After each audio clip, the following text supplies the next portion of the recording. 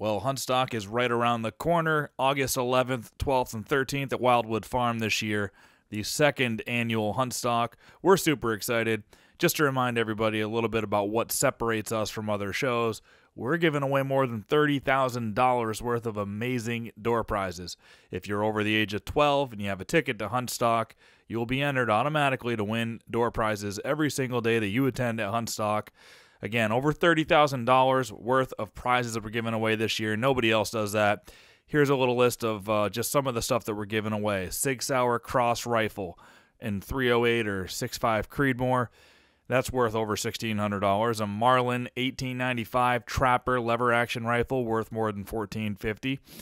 Savage Arms 110 Timberline 308 rifle worth $1,239. Mossberg 20 gauge semi-automatic turkey shotgun in greenleaf camo worth over $900. Ruger American Rimfire 6.5 Creedmoor worth over $780. A Mossberg 270 Vortex scoped rifle worth more than $630. A Woodman Arms custom engraved Huntstock Patriot muzzleloader, kind of priceless, but maybe worth around $800 or so. How about a $500 gift certificate to Northeast Taxidermy for a shoulder mount? One of the best taxidermists in the country, and definitely the Northeast. A $500 gift certificate towards a shoulder mount there. 3 Sig Sauer Academy class vouchers, $190 each. Kuiu hunting pack kit, 2 Vortex Crossfire 1400 rangefinders, a Vortex Diamondback binoculars, 2 unreleased Vortex binoculars that, again, unreleased. You guys are going to get your first chance at those, worth $400 each, by the way. A Vortex Diamondback angled spotting scope worth $500.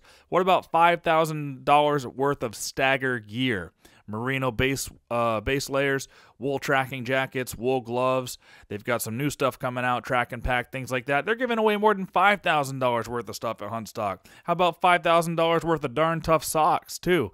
Lifetime warranty, the best socks ever made, right out of Vermont. Darn Tough Vermont will be there this year, giving away $5,000 worth of socks. We haven't even got into the saddles, the bows, the arrows. There's too many things to list out, but we are giving away more stuff than anybody has given away in the Northeast at a hunting event, and your ticket comes with the entry to win that stuff. So make sure you get over to huntstockevents.com, buy your tickets in advance. If we don't sell out, tickets will be available at the door as well. All right, this podcast, I'm sitting down with Jim Levasseur and his son, Zack Levasseur. Jim, obviously, has been on the podcast before. Great hunter, one of the best hunters you've got in Massachusetts. We've seen his trophy room. If you haven't seen that video, go check that out on the YouTube page. But he's just a certified killer. He passes bucks in the 130s sometimes, which is pretty unheard of around Massachusetts.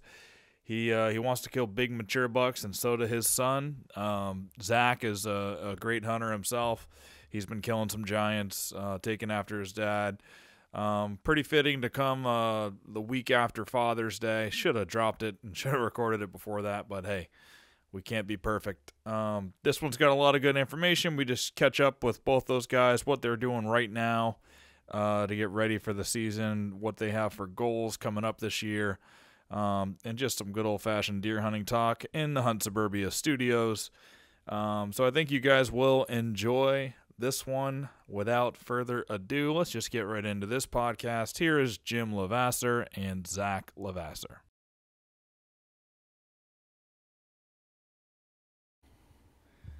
All right, we've got another episode of the Hunt Suburbia podcast, and we got the Levasseurs. Came down...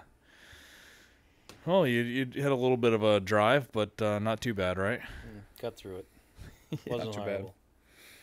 bad. Yeah, so we got Jim Levasseur, been on the podcast before, and his son Zach. And Zach, I've wanted to get you on for a while too.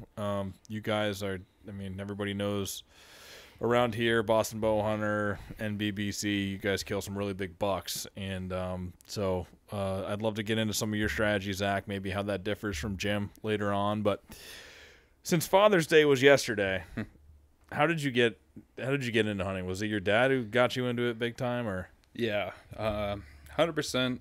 I remember back when I was a kid before I could hunt, and the hunting season was something I looked forward to for nothing else other than hearing stories from my dad when he came home. When I knew he was out hunting, being at home after school. I always look forward to him coming home, meeting him at the back door and hearing about what he saw.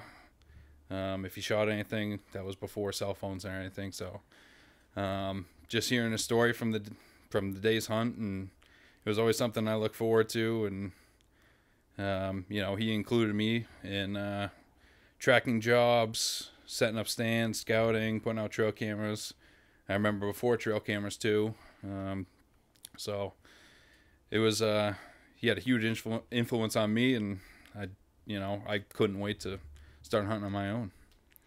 When did you first start hunting in Massachusetts, or like is Mass the first place? I know you guys got a camp in Maine too. Yeah, so I think we went hunting in Maine first before. So we went up. Was it 2 years? I think we went up 2 years. We went up for a week in November, and we did a bunch of stand hunting. And you're gonna be stand hunting in Maine. You're going to do a lot of sitting around, and you're not going to be seeing much. And we got the full experience of that. But when I turned 15, he wanted me to see some deer and, get me on the hook of hunting. So he brought me down to North Carolina, and, we did a guided hunt, and I shot my first deer. I shot a nice 8-pointer, 3-year-old. It actually was a piebald.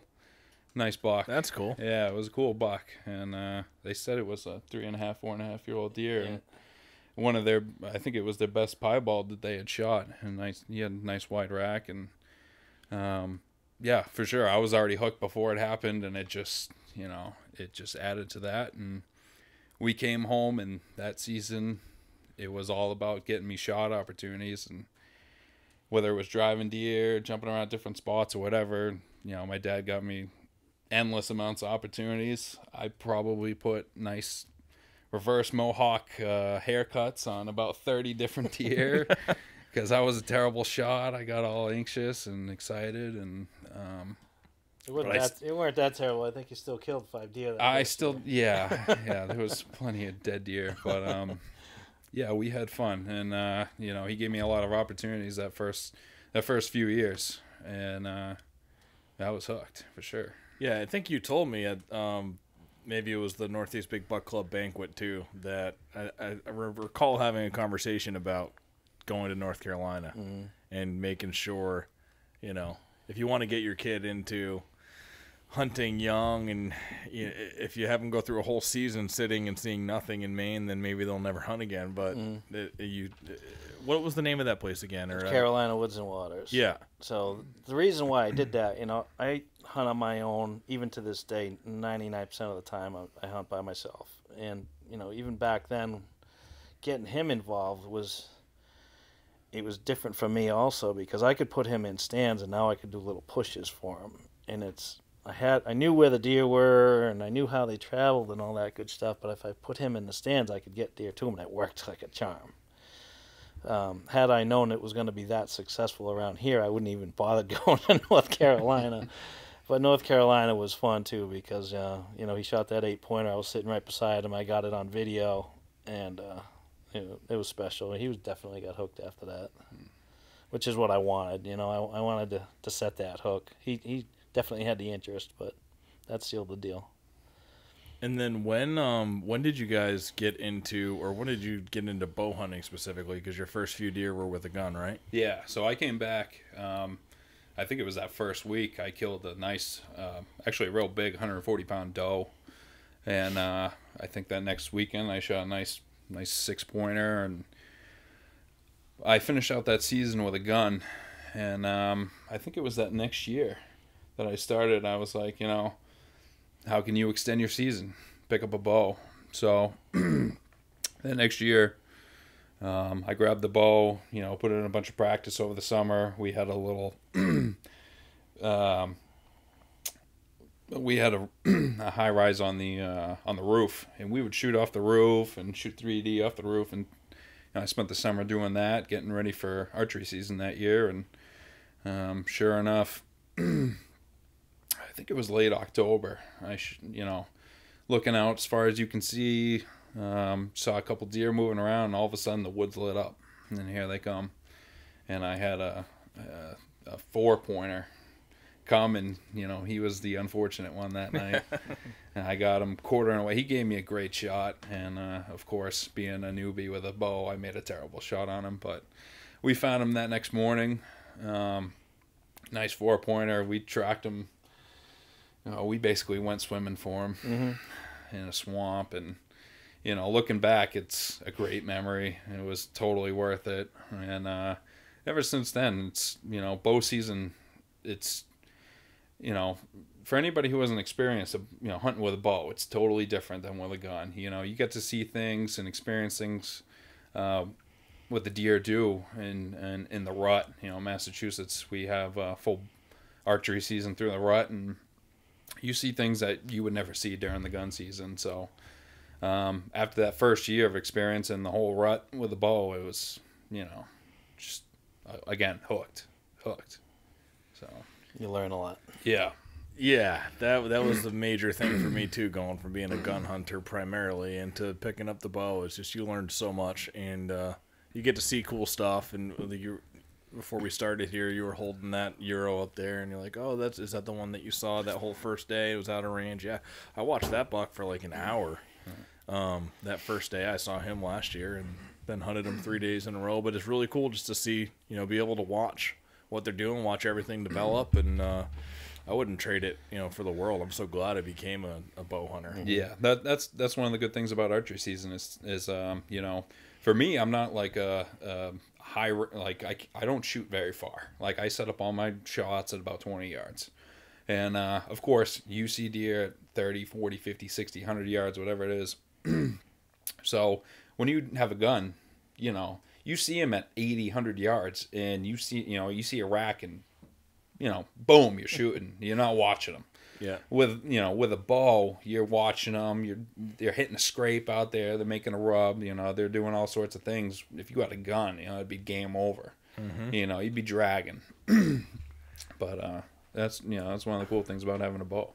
Lately, I've realized too that once you get good at just shooting your bow, and you get confident out to whatever your range is, and then like last year was the first year I didn't tag out with my bow in a few years. So I got into gun season came around, and I still had a buck tag, so that I shot that one with the muzzleloader. But just having the muzzleloader in your hand, I was like, whoa, this is a completely, now all of a sudden you're extremely confident. It seemed so much easier once you become an archery hunter, and then you get that gun back in your hand. It's like now you feel like you're at such an advantage because you're an archery hunter. It's kind of a funny trade-off because you work on these 20, 30, 40-yard encounters with bucks all fall, and then it gets the shotgun season, you're like, oh, this is going to be easy. Well, what happens is the woods get flooded with hunters. So you're sitting there, everything's quiet, but shotgun season, you got 10x guys coming in there, and it's like everything changes. So there's trade-offs. Yeah. Yeah, I definitely don't think it's still, it's not easy, right? Because I got up to him, he was bedded, and I had to wait him out. But I knew once he stood up, he was going to die. Like I was sitting there confidently waiting for him to stand up. But if I had a bow in my hand, right, it's like he's got to stand up, then he's got to walk until he's in a clear lane. He's got to close and get under 30 yards. And yeah, it was a lot of fun. It actually got me excited to do some more gun hunting this coming season. Like I think I want to go to Maine and hunt in Maine a little bit. Pat Burns and I were scouting some spots up there in April. I kind of want to do New Hampshire's early, their muzzleloader season when that starts at a really good time. So I want to do a little bit more. So kind of got me excited for that because I had been in just bow hunting mode for 2 or 3 years. Why don't we? I haven't had you on since last season either. So let's go through each of your last seasons, like what, how you guys did, and then we can get into some strategy stuff. But Jim, how'd you do last year? You got a couple of nice ones again, right? I got one nice buck and a few does for the freezer. Turned out to be a really challenging season for me. Acorns was a big part of it. And I had a buck that I had been after, had the sheds from for the last 2 years before that, and I was honing in on him, and everything was starting to come together.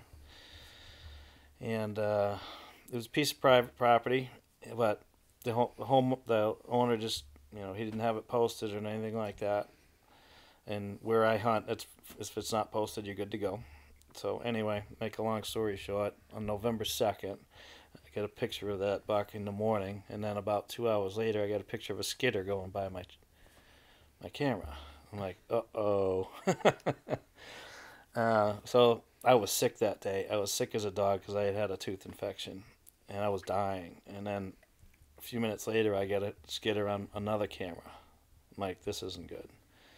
So I ended up packing up and going out there, and the guy was on the skidder and knocked on the door, and I'm like, what's going on? He says, is that your camera? I'm like, yeah. He says, well, you better get it out of here. We're clearing all this. I'm like, when are you clearing it? He says, these 80 acres are coming down in the next 3 days. Oh, man. And he wasn't kidding. So that day, sick as a dog, I pulled 13 trail cameras. I pulled 3 tree stands. And I got a picture of that buck again on November 7th across the road.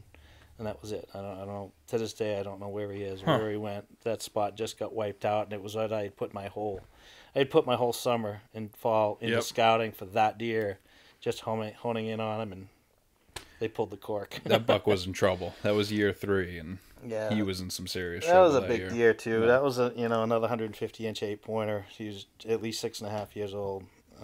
Nice deer. I was on him. Not saying I would have killed him, but I was on him. I would have put my time in, but anyway, so that fell apart and rebooked and regrouped, I should say, and ended up hunting with a friend of mine, a new spot. He told him the story. He's like, come on, I got some good spots, and ended up shooting a really nice buck with him. So shot a 9-pointer, dressed at 203, 147-inch deer. So that made my season. Yeah. And then I kind of shifted back, hopped around from some of my different spots, and I wasn't finding what I wanted. Were you trying to find that 8-pointer again and where he went? I did. I mean, yeah, I looked for him, but he basically vanished. And where I am, he can cross roads, he can cross highways, and he must have did something like that because he just totally disappeared. And I didn't hear of anybody shooting him. Are you trying to find him now, or you just kind of give up on him at this point? I will be. Right now, I'm not going in the woods. For now until middle of July, I don't go in the woods because I have this big fear of bumping a fawn and having it run into the mouth of a coyote. So this time of year, I just don't bother. I leave them alone. Middle of July, I'm gonna regroup. There's some areas that I haven't checked that I will. I'll put some cameras out and hopefully I can find them again. We'll see what happens. But it's an interesting game of chess when clearing comes into play. Well, that deer's whole world changed too. He was living there, and within 3 days' time, he went from having a nice forest into a field. So there was nothing there for him, and that spot had always been loaded with acorns, and there was nothing there last year anyway. So I don't, God knows where he would have ended up, but he was still there at that point. On November 2nd, he was there. November 3rd, he said, "See ya," when the skidders showed up. Are they building houses in there, or what are they doing? I've heard that they're building some type of big distribution center, but nothing's happened with it since then. Yeah, and they didn't leave anything that's kind of huntable still there, or not really. No, I gotta kind of go around areas, different perimeters, and probably gain new access to different, portions of it. Yep. But I want to try to figure it out from where I know first, branch out, and if I can locate them, I'm probably going to end up knocking on doors to get permission from different access points, but that's to be determined. Something like that happened last year to me, too, was I had this spot that I had just started honing in on where I have, I think, all in all, 5 acres of huntable legal land, right? And it was up against, it was like 80 acres, almost the same thing. And 80 acres was all posted. It was owned by a business. And there was like a 5-acre stamp that had an old stand on it that was there from like the 80s. But, a development happened and whoever was in that stand abandoned it long ago. And I came across and there was nice scrape under that. And there was a whole nice scrape line going through there, not on the posted over on this little 5-acre postage stamp, and it was one of my favorite places that I found in the last couple of years, and had some really good bucks going through there. 140-inch 8-pointer at least. Maybe he would have last year is maybe up near 150. A really big 10-pointer, kind of looks like Pat's buck up there. So there was quite a few awesome bucks going through and using it, and I was excited to hunt it. I went to North Dakota after Huntstock. I came back from North Dakota. The entire 80 acres was gone. It was posted though, so I didn't have any cameras on that. It was all my stuff was still there because it was on the outskirts, but 80 acres were gone. It's funny you say that because the week before all this happened, I was in Illinois. So if they had done that clearing while I was in Illinois, I would have lost everything. Oh man, that would have sucked. Yeah, it would have. That wouldn't have been an expensive hit. Yeah, yeah. So. But the good thing for me is my first thought was, oh shit, that's all gone. This is not going to be, and I kept cameras up there. They still did use it in the rut a lot of the time, just searching for does, and they didn't knock down the bedding areas. There were 2 bedding areas that weren't on that posted, so those are still there. It just makes it smaller, but I was like, well, if they put up apartments there, I'm screwed because I won't have this 5 acres of huntable is going to be gone because they're going to be up against I knew that, but it's not. I think it's going to be a solar farm or something. It's not so it's actually it's still good. And this year is the first year where I think they'll be done, so there won't be any construction going on. It'll be all done there, and we'll see how the deer utilize that. And are they going to skirt the edge because they have a huge fence that goes up around it now? And so. I'm interested to see what's going to happen. I don't like solar fields because they eat up land, but they also make good funnels sometimes. Yep. Yeah. That hard edge they love. You said if you have a scrape line going through that, they'll still be using that scrape line. Yep. They're still going to be getting downwind and use that fence line just as any other edge, So yep. Still could be good. It might even be better. Right. That's what I was like. Maybe it's going to be better. We'll see. This will be the year to actually tell. So I got a camera in there, but it's early. Solar fields are better than apartment buildings, that's for sure. Yes. Yep. The apartment buildings, though, sometimes they go up, and it's also pretty decent. Yeah. Especially, and I'll say this, I don't know how to say it the right way, but there are some apartment complexes that are all, not white people. You know what I mean? And culture that doesn't go into the woods a lot. And I found those types of apartment buildings around there can be some really good deer because it's a lot of population, but nobody's utilizing the woods or hunting. So sometimes if you do your scouting, it could pay off pretty good. Yep. All right, so you got your one big buck last year. Did you eat your second buck tag? I did. I was holding out. Yeah, yep. I've become a professional passer. I've seen some of the deer that you pass. Yeah, I the year before that I shot the big buck the year before that, and then shotgun season I ended up shooting a 2.5-year-old 8-pointer, and it crushed me. I've told you this story. Oh yeah, I remember seeing that too. Yeah, yep. It crushed me because I was impatient. I saw antlers, didn't know what I was shooting at, and I vowed not to do that again. And I'm not going to do it again. Yep. I need to know what I'm shooting at, and I'm only going to shoot a mature buck. So yeah, I could have shot a whole bunch of deer last year, but just didn't see what I wanted to. And to be honest with you, I was comfortable eating a buck tag and not screwing up. So. You passed a couple on the 120s, didn't you? I passed a couple 140s too. Did you? Yeah, in Illinois. Oh yeah, yeah. 140 is not going to get the pass here though. I don't think. No, probably not here. Well, they were only 3.5-year-old deer though. Yeah. I can pass a 140 3.5-year-old deer here. Oh yeah, for sure. If you know it's going to get huge. Yeah.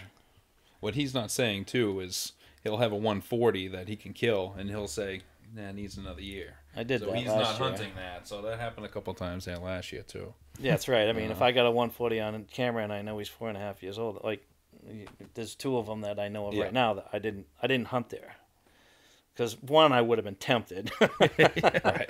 I didn't want the opportunity, so I'm like, no, I'm just staying out of there, and I did. So Now, do you guys hunt the same spot ever or similar woods? Or are you two separate, completely separate? Totally separate. He went and found all his own ground. I think, I don't know, it was quite a few years ago.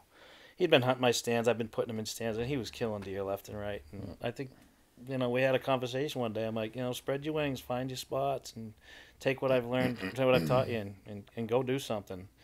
And man, did he ever? And as he rolled with it, he's been killing big bucks completely on his own. Spots I didn't even know existed. He's like, Dad, I got a big buck down. I'm like, where are you? And he'll tell me. I'm like, I didn't even know there was woods there. So he's completely doing it on his own. It's fantastic. I love it. He was paying attention all those years I had him in deer school, for sure. Yeah, I was lucky. Why don't we go through some of your big bucks that you've killed in Massachusetts? What's your biggest buck so far? Score wise? Yeah, so score wise, I shot one in 2014. He grossed 149 as a clean time pointer. That's a beauty. He was actually right next to me when I shot it. So that was kind of a cool story. It was last day of shotgun season, actually, and I have the hardest time in shotgun season. I just, whatever it is, I have a hard time in shotgun season. But anyway, one of our friends, Dwight, he invited us down to this property. He had private permission. The landowner, he had shot a few good bucks off that property, but he said no one had been in there for quite a few years. So, we went down there on that Saturday, and I was the first one to get dropped off, and they went up towards the house, and big piece of property. Snow on the ground. It was nice. Snow on the ground, fresh tracks everywhere, and, there was plenty of deer. There was deer, moose, bear, all over the place in this. And it was kind of funny. I was the first one out of the truck, and I was the last one to see a deer. So the walkie-talkie, we all had walkie-talkies. They're lighting up.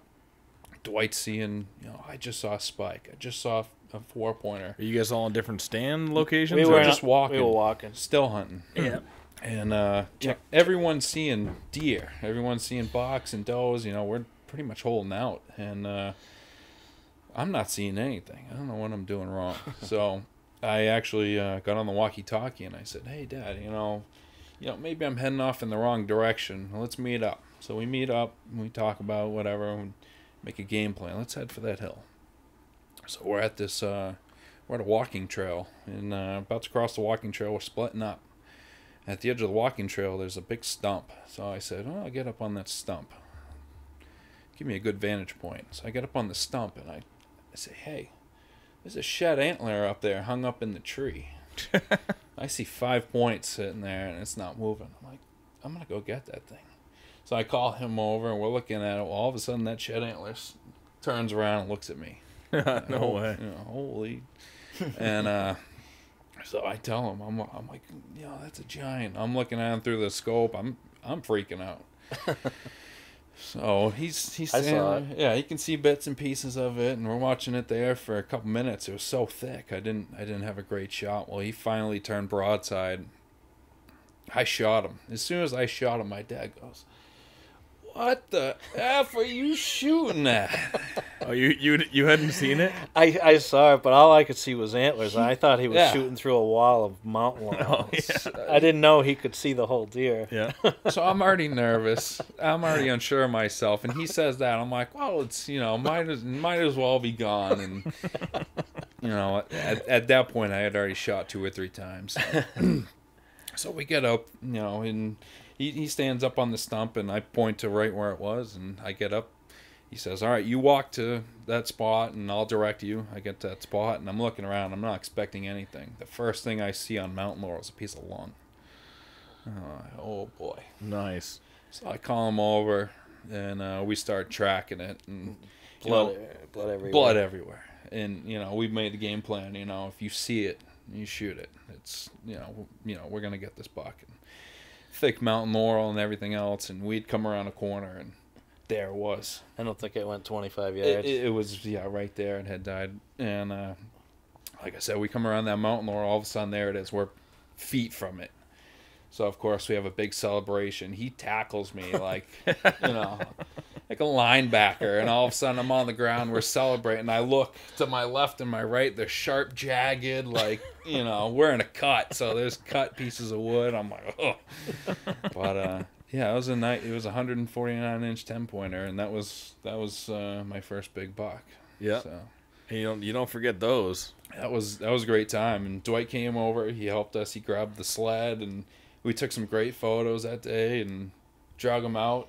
Showed the landowner. He was tickled pink to see what we had done, and just one of those great days. Was he standing or was he bedded down there? He was standing. He was feeding. Yeah. So There was two other bucks with him. He was with 2 other bucks. So me being a newbie at it, I'm walking up with my head down, right where he was. It was another buck. I didn't realize it until I was about 20 yards away from him. There was a small buck standing there, and when he had ran, when I was shooting at him, there was another buck behind him. So it was 3 bucks. Interesting. And they were under that real big oak tree. Remember that? Mm-hmm. And yeah, he was feeding in some thick stuff. This is in December. December 13th, 2014. They 12, 13, 14.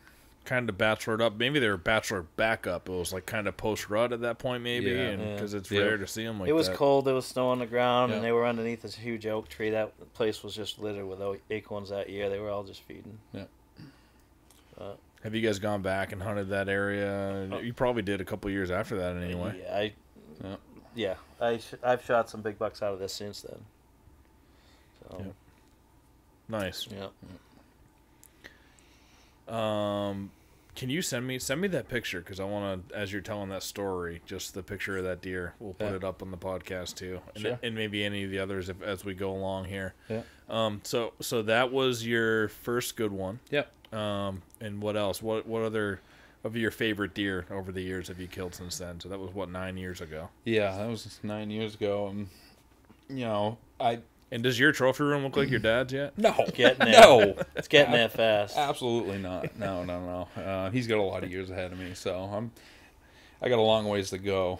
But yeah, I've had some good years. I think I've shot a deer every hunting season through school and everything else. Like he was saying earlier, that first year I went out on my own. I had a good year that year. I went off and scouted a whole bunch of areas. I was actually kind of inspired by John Petrick. He had found 50 sheds in a season, and I said, "Oh, that's pretty cool. I'm going to see what I can do." Nice. So I went out that year and I found 30, and probably hit about 75 different spots looking for them. And there was a couple spots where I was like, "Oh, there's a lot of deer here." So I went back and I'd found some sheds, and one of those spots I focused on quite a bit during that deer season. So I hunted hard in October and November, and it was the end of November. There was a nice 8-pointer and a nice big 6-pointer, and I had hunted all season for them, and during the rut they were ghosts. And kind of knowing the last week of November, Thanksgiving week, can be kind of good, and they kind of come back, and they'll be on their feet more. It seems like that week. I hunted for them. They weren't showing up on my trail cameras, but I knew it was a good spot. There was does going through there regularly, and sure enough, it was maybe 15 minutes left of light. And I look out in front of me about 80 yards, and I see a real dark body making a scrape. I'm like, okay, this is good. And he's coming. It was about 30 yards before I realized it was that big 6-pointer I was after. And I had a shed off of him the year before. And it was just one of those things. I've talked to a couple of my buddies, just envisioning your hunt. If you're going to set up a stand, I do it a lot, where I set up and I envision, all right, this is where they're going to come in. This is where my shot is. This is shot A, B, C, and he was right in shot A. Exactly how I imagined him to come, exactly where he was. So, mentally, I already had him dead. And he got there. He didn't make it 20 yards after I shot him. He piled up. So I was pumped. And I'm celebrating. I'm doing, making Snapchats and stupid shit. And I look over my shoulder. He's dead. And I look out in front of me. Oh, here comes another buck. And it's that other 8-pointer. And, oh my God. So I don't even have another arrow knocked. Did you envision that? No. Definitely not. So he came in, and it was the same exact shot opportunity, and I was on cloud 9 already. I was confident. I had just killed that big one, and I let the arrow go. The arrow did a big corkscrew, missed him. What the heck? So I put another arrow in, big corkscrew, and hit him like kind of in the, almost like the elbow area, and I'm like, what's going on? And one time during the summer when I had been shooting, my fall away rest wouldn't come up when I pulled my bow back. So I'm used to every single time I'm about to draw, I put my rest up. Yeah. Well, I hadn't done it in the moment because I was so caught off guard. So I was on my last arrow. So you were shooting with the rest down? Yeah, that's why it was Yeah. never on a rest. So it just went, Yep. all over the place. And, I luckily he gave me some time. Yeah, well, what was he doing after those two shots? shots? He just looked confused. He didn't know what was going on. Didn't really move at all? No, he just bounded a little bit. Yeah. Honestly, on that third shot, I didn't really know how far away he was. I judged him at 30. And he was quartering away. Gave me a beautiful shot, and I put my rest up. That was the only thing I could think of that went wrong. And I let the arrow go. I drilled him. And long story short, he bounded over the other buck that was dead, took one more bound, and died. They died within 10 yards of each other. Wow. So I was pumped. Yeah, both, the biggest deer, the two biggest deer on the property, I'd got them within minutes. And of course, I'm tagged out at this point. I'm celebrating. Here comes another buck. It was a small one, but I don't care. Whatever. Out of arrows. So I called him, and like he said, he didn't even know where I was hunting. I sent him a waypoint. I said, hey, if you got time, meet me at the parking lot. And sure enough, he came. Got a drag too. Yep. I grabbed one. He grabbed the other. We had a thunderstorm coming in, and it was just a great time. That's awesome. I don't think a lot of people have been able to kill 2 bucks in the same sit like that. That's awesome. That was a fun time. Now, as you talk about like envisioning it, because I try to do that too, but it always seems like they come from option Z. Yep. When I'm envisioning my spot, it does every once in a while, like if it's a main trail or there's a scrape or something. But can you talk through your process on that a little bit, because it sounds like you do that a lot. Yeah, so lately I've been focusing more with my archery setups on scrapes, on the edge of feeding and bedding. So usually with that bedding area, you get a bunch of cover. With that cover, creates edges and some real significant trails or entries or exits out of those areas. So, like this last season, the 8-pointer that I had killed, he came through the mountain laurel, through this gap in the mountain laurel where I was almost sure he was going to come through. I'd actually killed another 8-pointer, same exact scenario, about 2 years before, and I had envisioned them coming through the mountain laurel, hitting that scrape, and they're either going to go left, they're going to go right, and it's something I talk to my buddy Jake Trickett quite a bit. Just kind of envisioning that, and it's one of those things where you see it mentally and you envision it. It makes it a lot easier when that buck comes in and when you're nervous.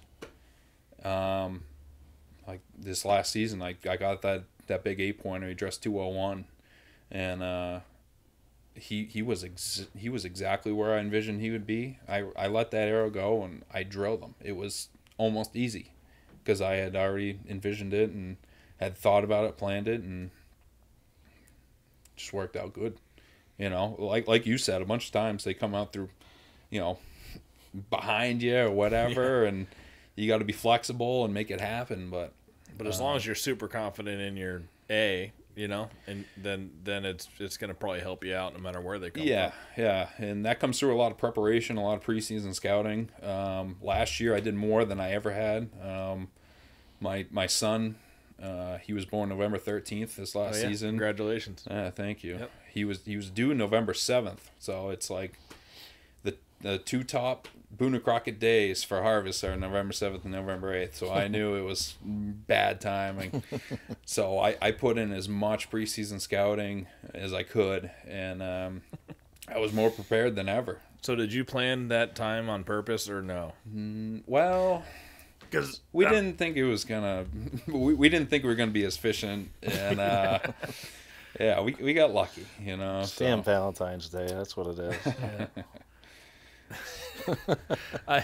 A while ago, one of my earlier podcasts with TJ Mello, he was we were talking about how like I kind of planned not to. I didn't want to have a kid during the rut or during November, so I kind of did do the pre-planning in my head. And TJ Mello said, no, he goes, I have all my kids in November. It's better. He goes, I can't do anything with the newborn. Basically, my wife has to do most of it's hard for me to help. So I end up just getting paternity leave and I get to hunt, and I'm pretty useless around the newborn anyway. So he would plan it that way on purpose. I was like, I don't know if that's how it really works. It kind of worked out like that. Yeah. I had told her, I'm going to hunt as hard as I possibly can before he was born, and that's exactly what I did. And I was out there almost every single day. And once he was born, I had actually 4 weeks off. So I did as much as I could. I didn't get out that much, but on those opportune days, I went out and I said, big cold front, whatever, XYZ's going on. I got out there and, she let me get out there, and that's how I was able to kill my second buck. I knew that Friday we were going to get the snow. Saturday, I said, hey, give me Saturday. I'm going to be on tracks. And it worked out. So Pat Burns was just calling me, and then he texted me, bro, call me right away. And I'm like, what the heck is this? So I don't know if you saw me taking a picture or video, you guys. I sent him like I'm doing a podcast. He sent me what probably is his name. He must be getting shed hunting right now.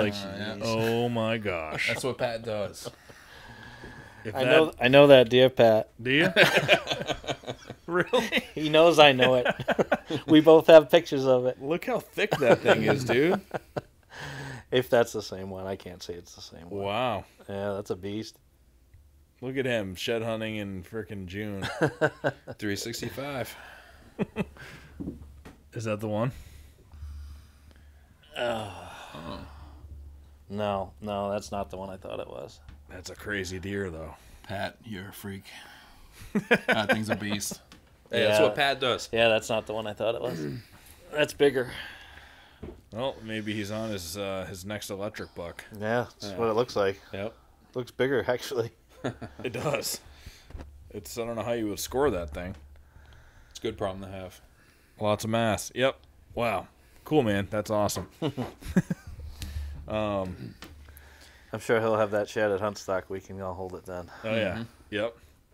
Definitely. So you guys, it sounds like you kill a lot of, not sounds like, I know, you kill a lot of 200 pounders, which is, it's not like an easy thing to do. They don't come by as many, as much around here in Massachusetts as they do in Maine. But you guys, would you both consider yourself like horn hunters? Like you're looking for a big rack overweight, but it sounds like you're putting yourself in position to kill 200 pounders all the time. I want to shoot a mature buck. To me, that's the bottom line. Yeah. With the exception of one deer, the nerd. Yeah. So I know of a 5-year-old buck right now that probably wouldn't score 100 inches. He's just I've been calling him the nerd for years. He's got nothing on his head. He's the buck that I want somebody else to kill. I've been saying that for years. I wish somebody else would kill this deer just to get him out of the gene pool. He's the exception, but as far as any other, I'm not going to turn down a 5.5-year-old deer. Yeah. Most of them are going to have something nice on their head. I'd rather shoot an older deer than it doesn't have to be a 180-inch deer. If it's a 5.5, 6.5-year-old deer and it scores 140, well, I'm all over it. That's fine with me.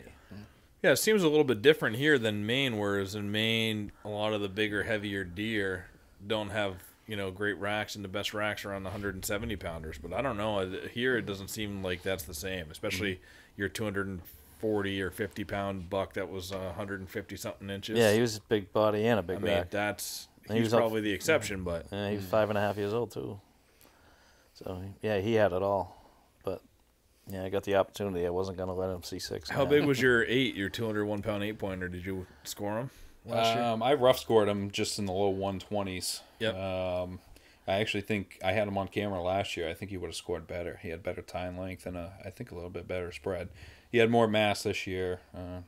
Not significant. I think maybe 125 versus 120. But a couple of years after him, for sure, I was targeting him and I wasn't letting him walk. What did he come in at? 6.5 years old, right? He came in at 4.5. The other one came in at 6.5. Oh, okay.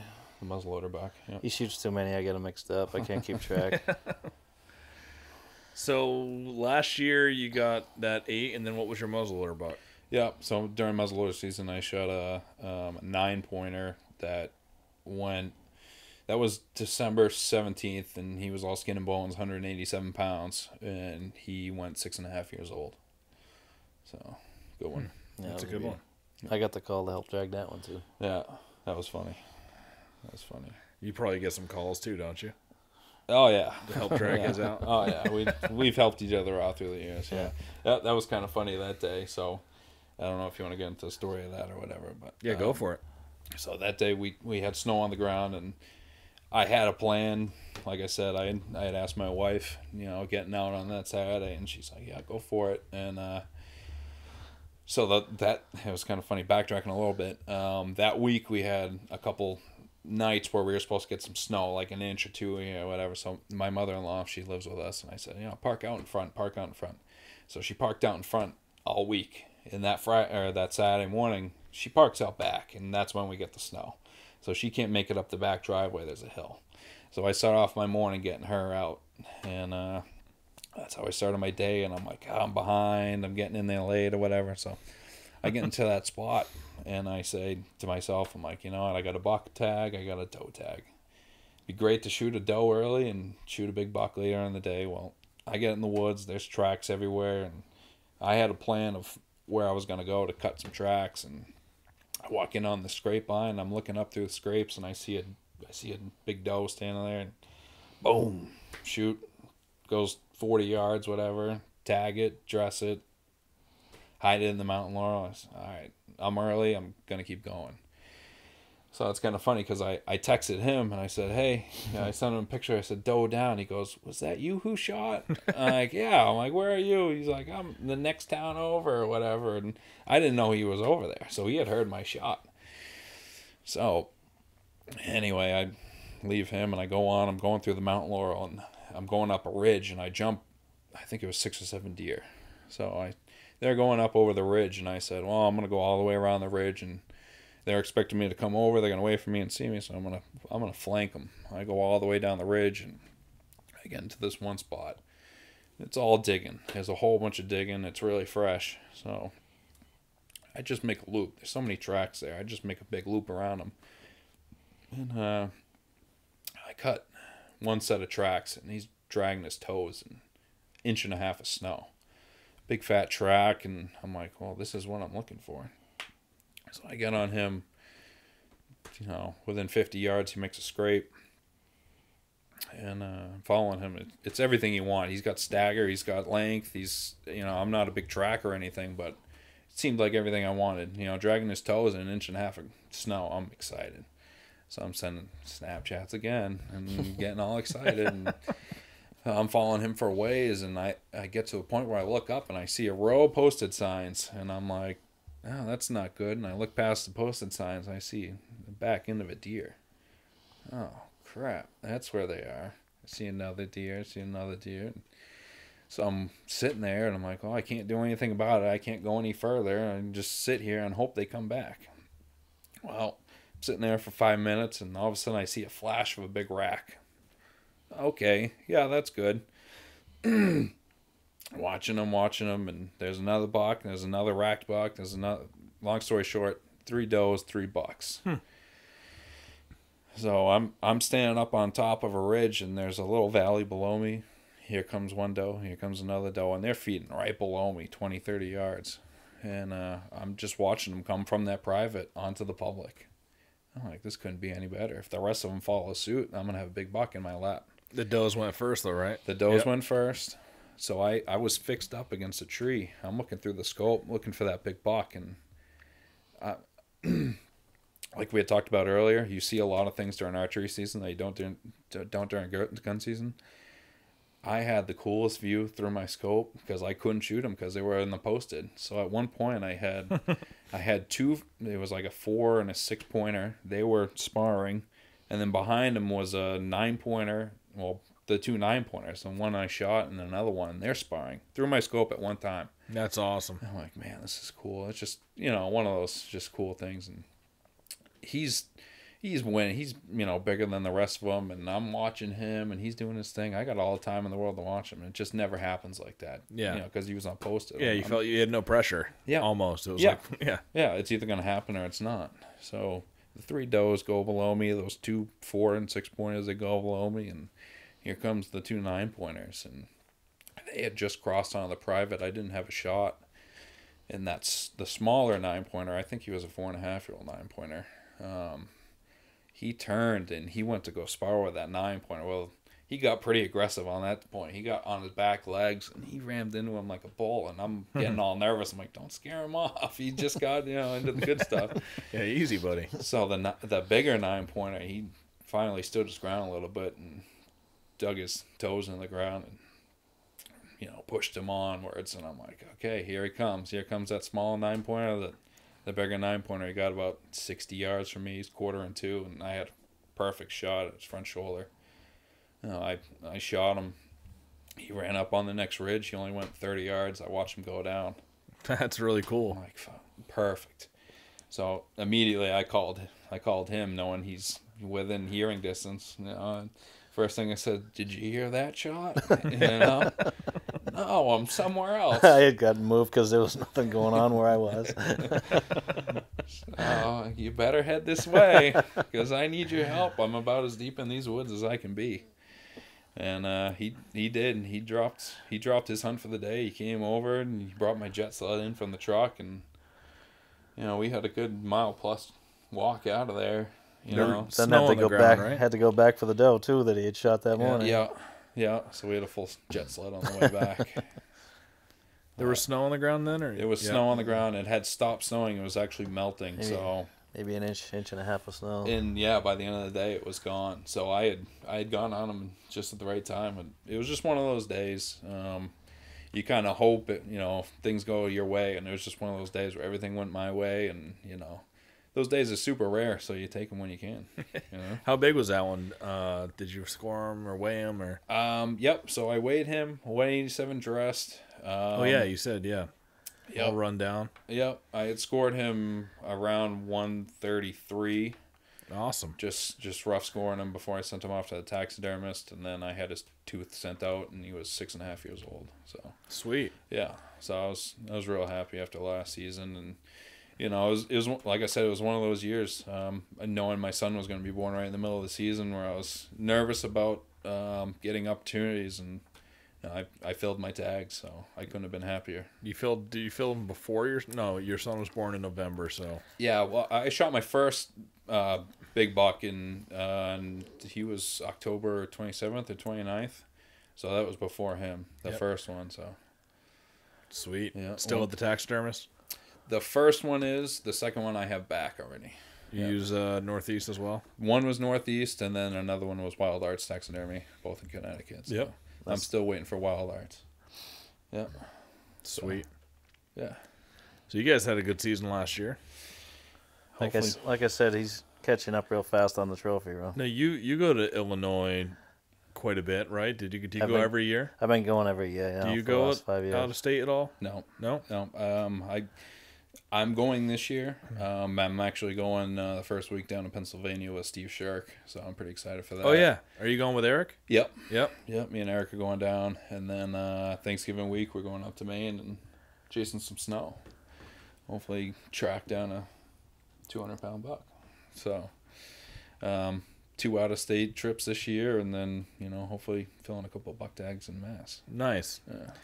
Yeah, I'm interested to hear how the Steve Shirk, how that whole thing goes, because it sounds like a cool way to hunt, and it's an early season, right? If I remember, it's like first week October or something. I'm actually going down. I forget the dates exactly, but it's the first couple days of November. It might be 1, 2, and 3, somewhere right around there. Okay. There's no Sunday hunting, so I think it's a Thursday, Friday, Saturday. Yep. Right there. I don't know the dates exactly. Yeah, I had an itch. I'm getting an itch to go back to North Dakota, but I'm not going to be able to do it this year, I don't think.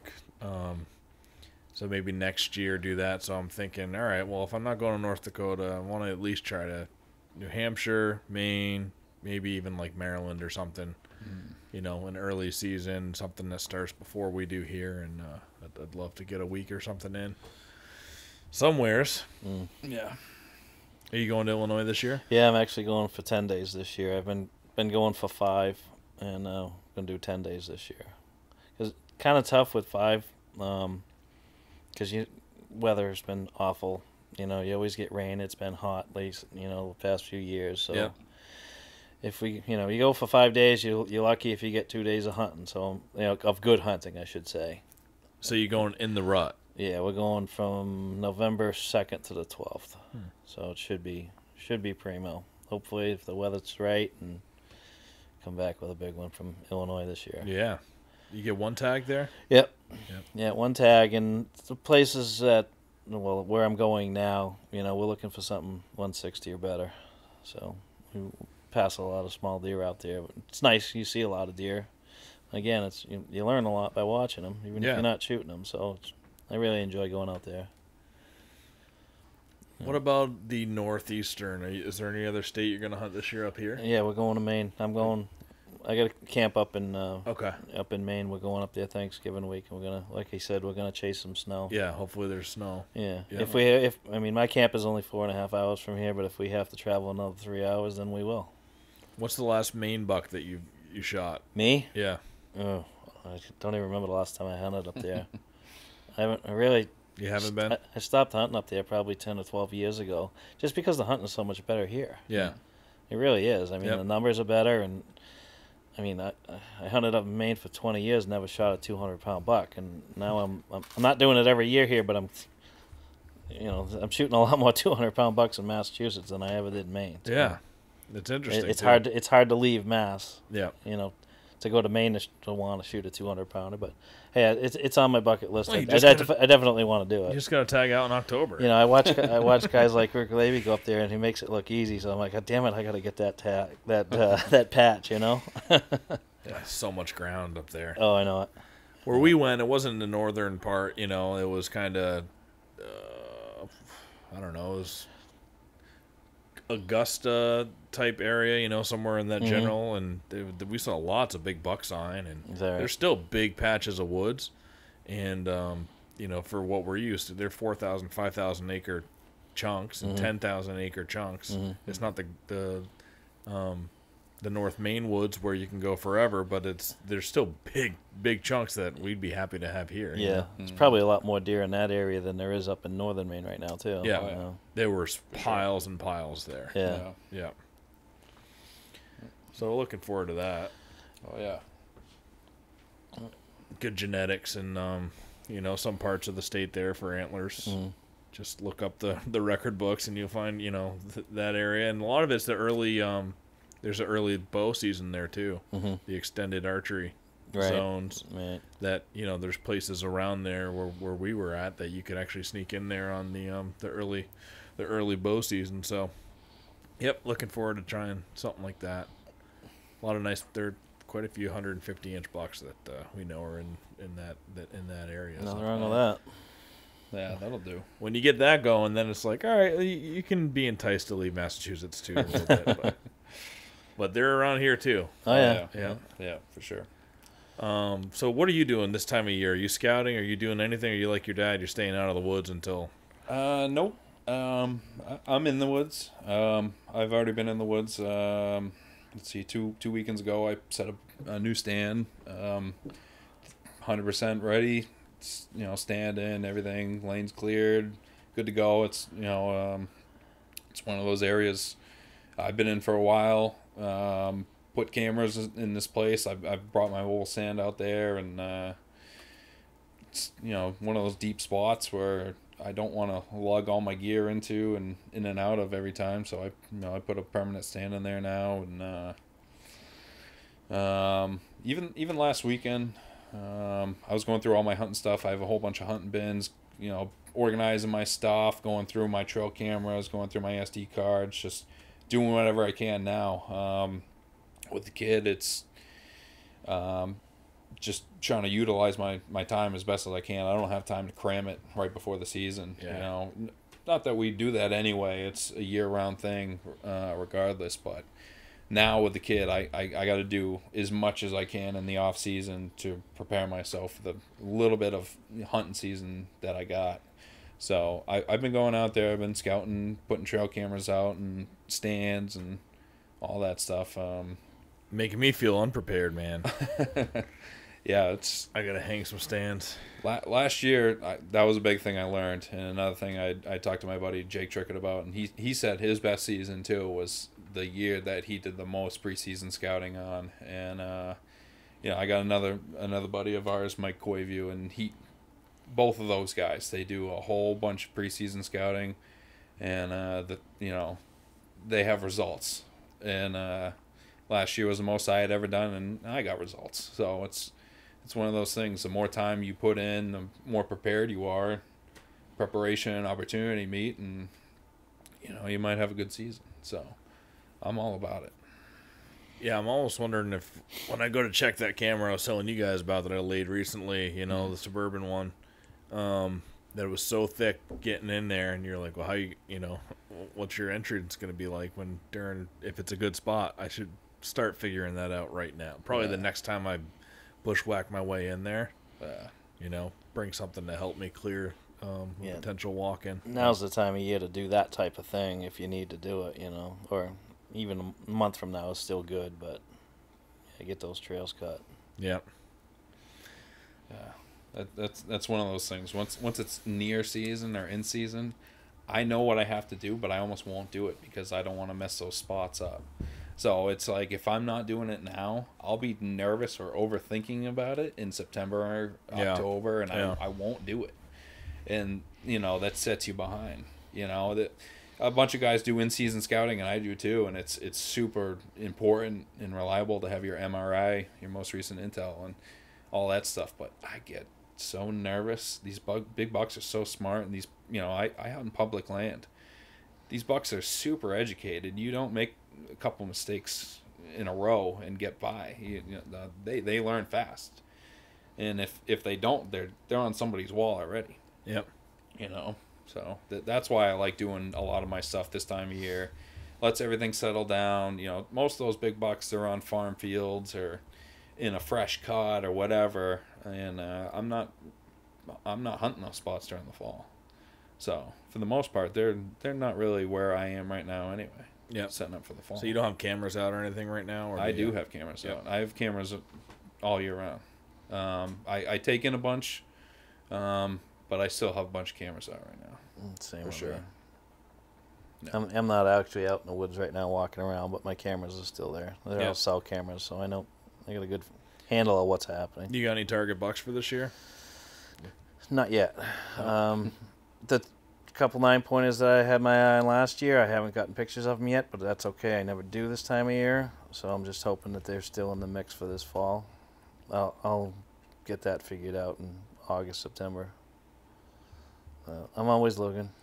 How often do you find that a buck of yours goes off the radar for a year and you don't have any pictures, and then he pops back up another year? It happens. Because I want to hear that, because I have a few that went off my radar that I hope are some are still around. It happens, but the 10.5-year-old buck that I shot a few years ago, he disappeared for two or 3 years. I was like, don't know where he went. Huh. And ended up shooting him, and I didn't even that year. I only had one picture of him.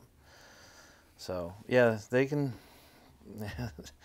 they go where they want, Especially in where I shot him was big woods. There's a lot of country they can go. They're gonna go where the food is, where the ladies are. So yeah, I haven't got that mastered. I haven't got it figured out, but they do.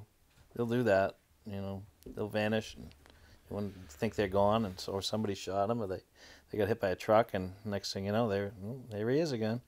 It was so weird. That one's older brother or dad or something, you could tell he was the same genetics as that deer, the curved out brows and chocolate antlers, and just the one I told you was like 140 incher. After I shot him, the next day I was going to be going into this stand to hunt, but I couldn't hunt that day because I had to find him. Took that entire day. I was beat.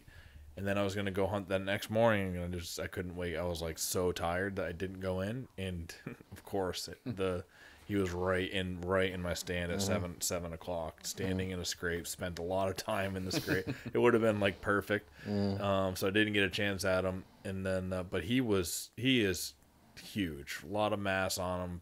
Awesome deer. I think he was like 4. If I looked at it, he was 4 that year.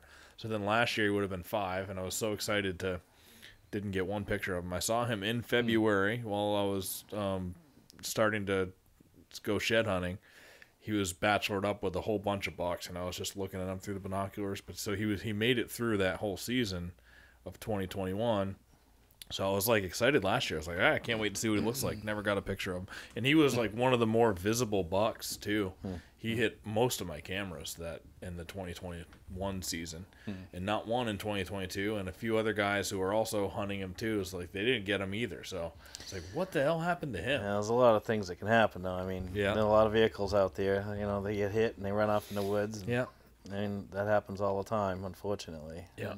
Probably is what happened. That happened to me. So I don't know.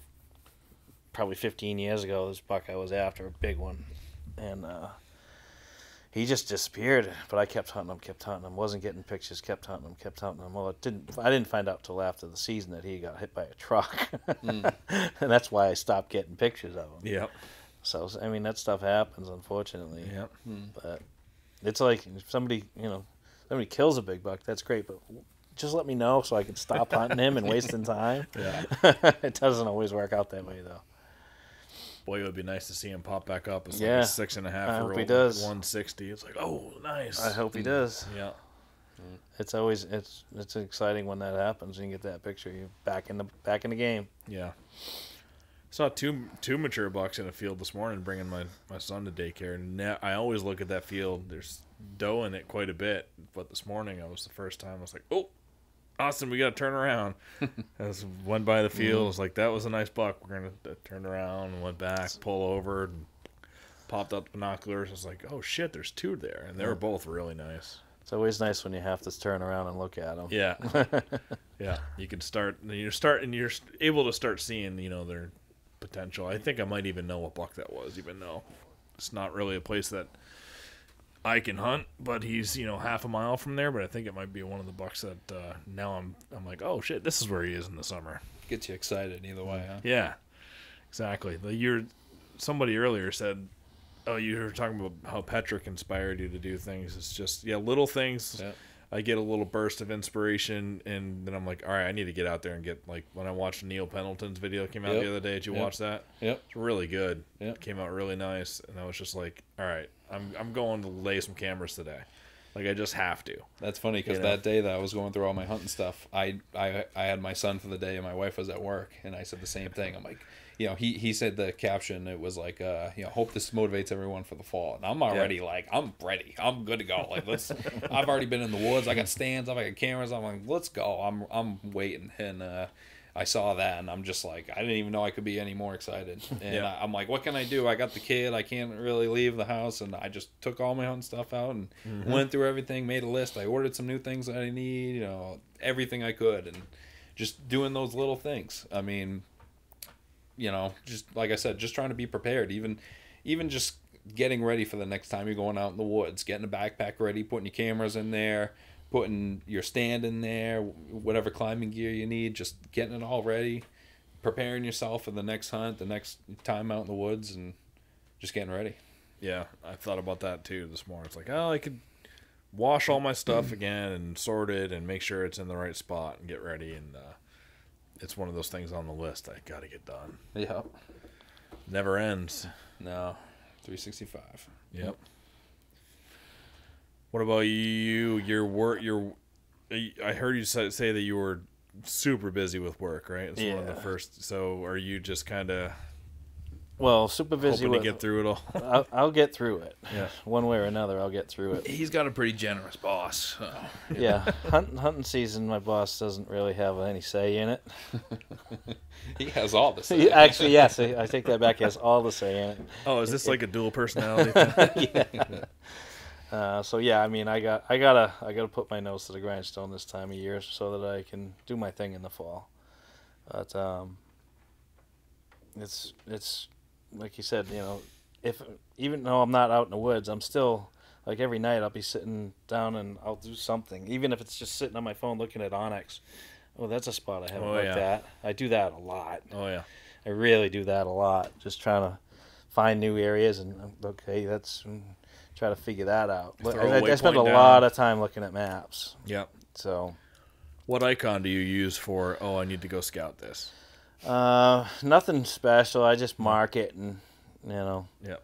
nothing special as far as that goes. But I usually throw the binoculars up and then just Yeah. scout this, and I'll never get to half those points. But. that's a good idea. Well, I try to.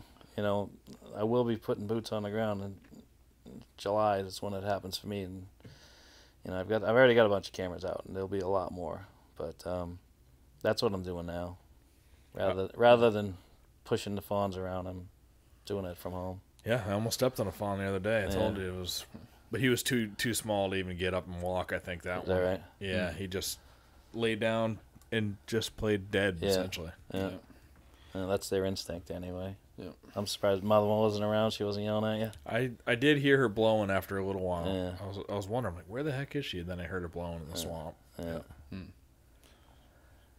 Yeah, I mean that goes into the whole scouting, getting ready for the season too. Is just at the end of the day, going through your Onyx maps, going through your notes from last season or whatever. I mean, if you do nothing else, at the end of the day, you can sit there and throw on YouTube, and you can Google, search whatever you want to become a better scrape hunter. Look up scrape hunting. What does a scrape mean? What's a licking branch? What's preorbital? What's anything, interdigital glands, all that stuff. You can become a better hunter just on YouTube, just looking through it. You can do Just something. learning. Yep. Everything, I'm at work. I'm listening to podcasts all day. I come home, hang out with the kid, hang out with the wife. At the end, we eat dinner, put the kid to bed and everything. And she watches her TV, and I watch YouTube. I watch hunting. You can watch, a 150-inch buck get killed on a food plot in Iowa. You can watch deer and deer hunting. Charlie Arsheimer. You can watch I think it's Mississippi Deer Labs or whatever it is, and watch deer studies. Those are awesome. Yeah, those are cool studies, and it shows buck movements and doe movements and all that stuff. And if you don't have the opportunity to get on the woods that day, you still have the opportunity to throw on YouTube for 15 minutes, half hour, and still learn something. My generation, my dad. I always wondered, how'd you learn all this stuff? And for him, it was boots on the ground. And I had a stack of hunting magazines. And hunting magazines. Yep. So he had Deer and Deer Hunter, North American Whitetail, and all this stuff stacked up. Sports of fields. I had them all. Just like you have. And you got to spend all that time reading. When I can be at work and I'm an electrician, I can wire a whole panel there. I don't even really have to think about what I'm doing. And I can be listening to a podcast about whatever and learning something. Well, earning my paycheck. Passive learning, yeah. I love doing that. Yeah. Yeah, I think podcasts are kind of this generation's magazine, Right. Yeah, we didn't have it when I was doing it. Yeah. There's still great magazines too. You can still learn a lot from magazines. Oh yeah. Yeah. Funny part about it was I was a terrible student. I was awful. I couldn't comprehend anything, and studying for tests and all that was not my cup of tea. But I could read a magazine because the articles were short. I wouldn't lose my attention. And there's lots of pictures. And there was lots of pictures, right? Ooh, look at that one. And I mean, to me, that's how I learned more from reading magazines than anything else. And then, started, like you said, boots on the ground. I've always done that. But whatever you can do, is whether it's the videos like he's talking about, it's awesome. Do it. What was your favorite magazine? Deer and Deer Hunting. Yep. Charlie Alsheimer. That one and North American Whitetail is another one too. Mm-hmm. I think I had every one of their magazines at one point right from the beginning. I was there when they both started. I don't think I have many more, but I probably had the first copy of both of them. I wish I had them now. I had magazines. I still have lots of magazines. I really love what Northeast Big Buck Club puts out. Yeah. Great. I got every one of them. Yeah. Since I think probably 2004, I've got every one of their magazines. Yeah, it's just such a great local. It's that's what's nice about it. Yeah. and that Maine Sportsman's. There's a Northwood. What is it? Northwoods Journal's pretty good too. Yeah. Yeah. I think people are doing. There's so many people doing good work out there on the local level. That people should. I mean, definitely. Become a member of Northeast Big Buck Club. We should talk about that a little bit too, because it doesn't get all the credit it deserves. It's just an awesome organization, and you're a member. And are you a scorer, Zach? Or No, I'm not a scorer. Nope. But Jim's an official scorer, and They do a lot of good things. I mean, it's educational. They do programs for giving back for veterans and special awards for veterans, and recognizing the big bucks. I mean, without the Northeast Big Buck Club, a lot of these guys that are shooting big deer, you wouldn't even know about it. And it's nice to. I love seeing somebody else shoot a big buck. It's inspiring. It's like they're out there. Keep at it. Yeah. Yeah, and that's a good, cool thing about the banquet. The banquet's right in July, so everyone's kind of starting to think about deer season. And you go to the banquet, and there's wall to wall big bucks. It's the biggest bucks in the Northeast that have been shot and outside states. And they go to every one, and they award every hunter, and they tell a little story about it. And every story, you just get more and more excited, and you just can't wait to get out there. That just that next day. That banquet fires me up. Oh yeah, I for love sure. that. That's the middle of July. That's when I start going at it hard again. So there you go. Yeah, that's what it is probably. Yeah, that banquet is awesome. I can't make it this year. It's right on my dad's. My dad does an annual pig roast and brisket party for July birthday. So many July birthdays in our family, and it's right on the same day this year. It's the only time I'm going to get to go up to the lake to that party. So, but I love it. And anybody who hasn't, I think there's still a few tickets left, but it's probably really close to selling out by now. I'm sure there's some tickets left, but get in while you can. Yeah, see some phenomenal northeastern deer. Hear some stories, and like Jim said, it'll fire you up. You can win prizes. There's a great raffle. There's lots of things to good win. deals. Carolina Woods and Waters there, I think, always doing outfitted hunts. Yeah, if you're ever gonna go on an out-of-state trip or guided hunt for anything from rabbits to Africa, through Africa and Alaska moose, you want to buy your guided hunt there, because the auction prices are just ridiculous. That's where Eric got the Shirk hunt. That's right. Yeah, it's crazy. So if you're ever gonna book a hunt, go to the banquet, book it there. You'll save thousands of dollars. Yep. I've seen trips to Africa go for like $2,000. Oh man, it's unreal. It's a good time. Yeah. Yeah, for sure. Yeah, I've been there for so long now. To me, it's like a family reunion. I get to see all my buddies that I only see once a year, so that's awesome. It's great food too. And food's good. There's a bar open there, and it's just a good time. And it's all hunting. It's all deer hunting. Yep. Who doesn't like that? Nope. Yeah, you don't have to be an award winner. Anybody can go have a good time. That's right. Yep. I've never won any award. I've been going and loving it. Yeah, it's awesome. Yeah, it's fun. Well, what else do we want to leave anybody with anything here? We were talking Neil Pennell. Let's leave with this. We were talking Neil and Jake, right? And they're big on setting goals for the season. So do you have any goals for this year that you're trying to hit with the season? Sure. Yeah. So I have ambitious goals. Whether I'm going to accomplish them or not, I like to set the goals high and, leave something for next year or hit the goals and be happy. So this year, Pennsylvania, hoping to shoot a mature archery buck with Steve Shark. Actually reached out to him today and said, hey, I know this is a guy to hunt, but is there anything I can do to prepare myself so I can be as ready as possible to be successful on your hunt? With that being said, mature buck in Pennsylvania. Again, I want to shoot 2 mature bucks in Massachusetts. Yep. I hunt archery season, shotgun season, and muzzleloader season.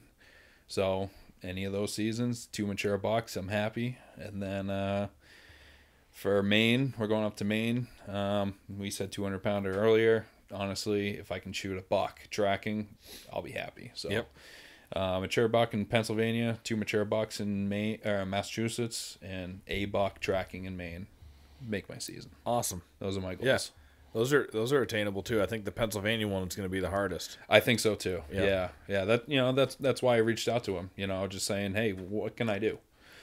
What can I do to increase my odds? I mean, at the end of the day, it's based on his scouting, and if you listen to him on podcasts, he's in the woods 365. Oh, So yeah. I feel confident as I can be, you know, and it's just about hunting hard and being out there. So Does he have stands already set up, or are you? So he kind of reached out to everybody early season to take away liability from him. I believe he wants you to have like a mobile setup. So you put up your own thing. Yep. I think that first day they drop you off and say, you know, hey, I don't know how far they go, but, you know, either this is the scrape I want you to hunt or drop you an onyx point or whatever. But they kind of bring you up there and you set up. You know, I have a Lone Wolf DeQuisto Series .75 stand with the sticks and all that stuff for my mobile and, you know, a saddle stand and all that stuff. So That sounds fun. yeah, so, you know, you kind of get to pick your own tree and set up, you know, do your own thing, and which is kind of cool, too, because, you know, sometimes you don't get the right wind, and that day you can go in there and, you know, even if it's in the dark, check your wind, you know, and So he set kind up. of drops you a waypoint a little bit, and you get to it? I think so. You think? Yeah. Yeah. Yeah. Does he hunt as well? Like,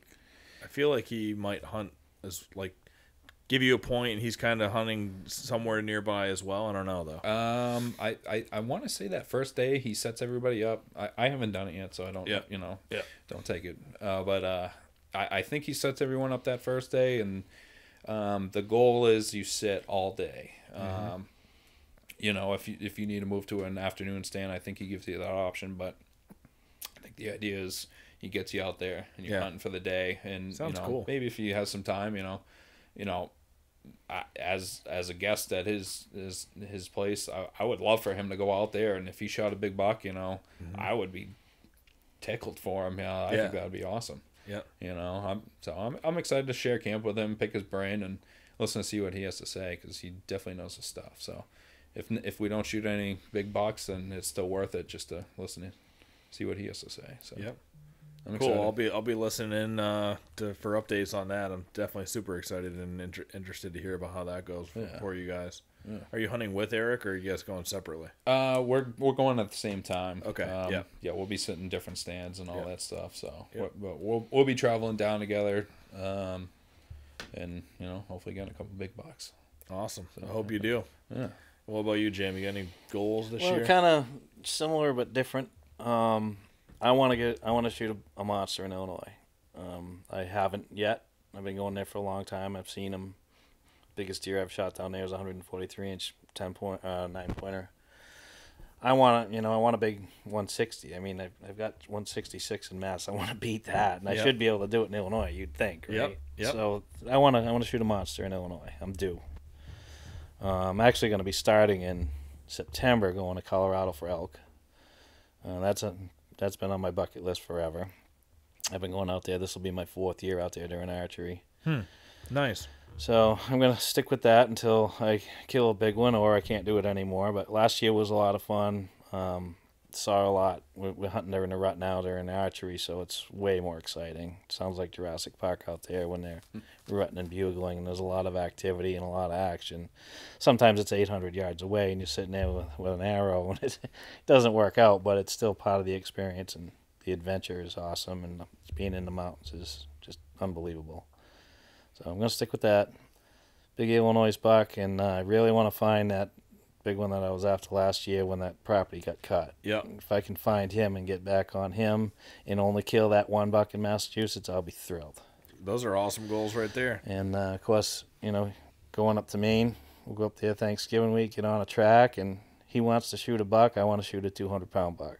That is I've awesome. shot a lot of bucks in Maine, but I haven't got that patch yet. So that's my goal. And again, big goals. Don't know if I'm going to attain them, but I'm going to give it Those all. are good goals. Pat said just to call him in because he says that you know that buck, Jim. Oh, I do? Pat, all right, we're kind of wrapping up this podcast, so holy shit, look at that. Yeah. A couple inches of So mess. what are you doing? You're shed hunting?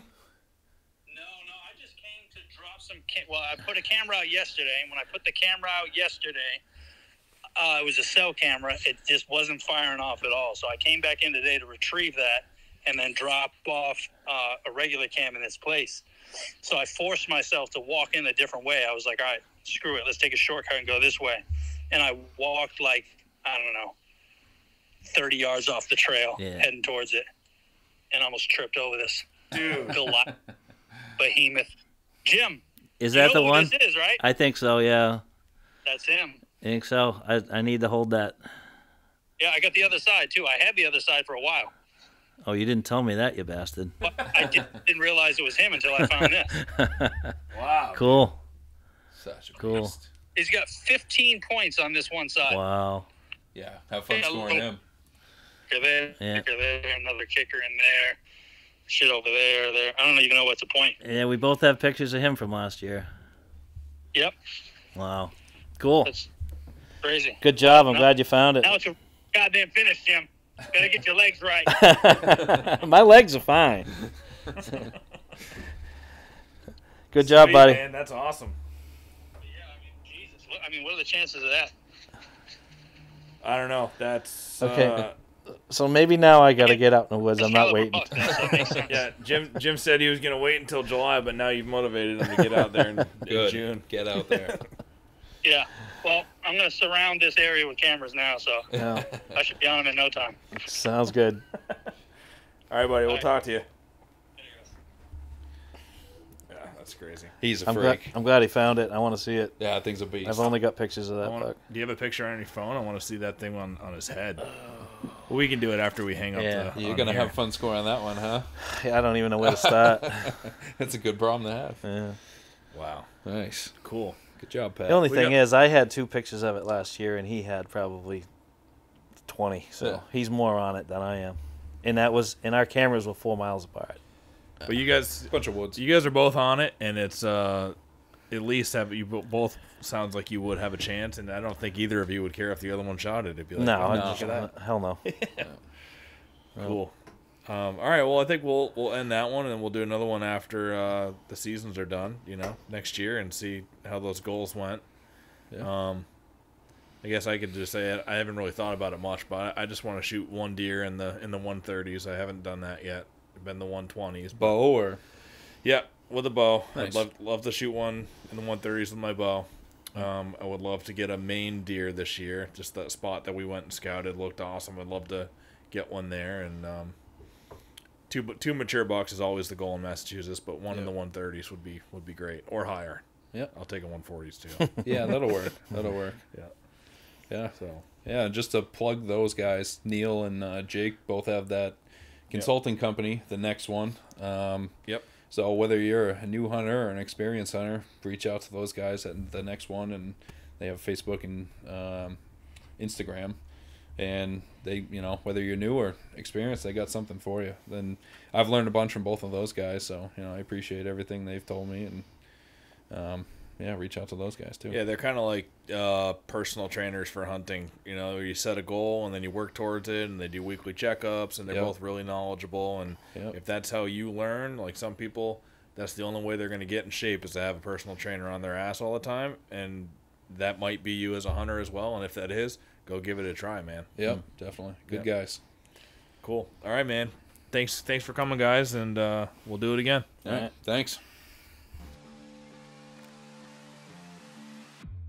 Come meet and learn from the best hunters in the Northeast this summer at Huntstock, America's reinvented hunting show. Taking place August 11th through the 13th at Wildwood Farm in Westminster, Massachusetts, you can expect 3 days of hunters and brands coming together to celebrate hunting, meeting and learning from legendary hunters, winning prizes from our over $30,000 worth of giveaways, featuring more than 7 guns, by the way, bows, arrows, tree stands, saddles, camo apparel, grills, optics, and much more, and having the best time that you've ever had at a hunting show guaranteed. All ticket purchases to Huntstock come with a door prize entry to win some of those awesome door prize giveaways, which we'll draw at the end of each day. Kids under 12 are free. It's a family event, so bring your kids. For adults, it's $40 per day, or you can get a 3-day pass for $80, or you can get a 3-day super pass for $150, which will get you entry all 3 days, unlimited 3D archery, and double the door prize entries. For trackers and fans of the Benoit family, we're happy to announce that Woodman Arms has partnered with the Benoits to reproduce their legendary DVD series, which will be available for the first time at Huntstock this summer. They are likely to sell out, so make sure you get your tickets to Huntstock so you can get your hands on those DVDs before they're gone. If they don't sell out, they'll be available online at woodmanarms.com. With hunters from all generations at Huntstock like Lanny Benoit, Hal Blood, Jim Massett, Joe Donito, Rodney Elmer, and John Altman, all the way down to younger killers like John Lewis, Brett Joy, Neil Pendleton, Jake Bennett, Joey Davis, Isaac Young, Pat Burns, and hunting groups like Big Woods Bucks, Just Hunt Club, Mountain Deer, 80K Trackers, Northwoods Whitetails, Hunting Me, Hunt Suburbia, Stagger, and more. There's not a better show in the world to meet and learn from hunters of all age groups. And with a 3D archery course designed to give you real-life hunting scenarios, 50-plus hours of simultaneous seminars and live podcast programming on multiple stages, an outdoor classroom where you can learn from legends in an intimate setting, immersive experiences like following a blood tracking dog as he tracks down a deer, or learning how to butcher a deer, or getting up into a tree saddle for the first time and trying out different types of stands. Over 80-plus sponsors from the hunting world displaying and selling their new gear, and top brands that the Northeast has not seen around in a long time, like Vortex, Kuiu, Mossberg, Sig Sauer, Ruger, Darn Tough Vermont, Delta Mackenzie, Hoyt, Easton, and more. You do not want to miss this show. You can get your tickets at www.huntstockevents.com today, or you can get them at the door if we don't sell out. So this summer, we'll see you at Huntstock.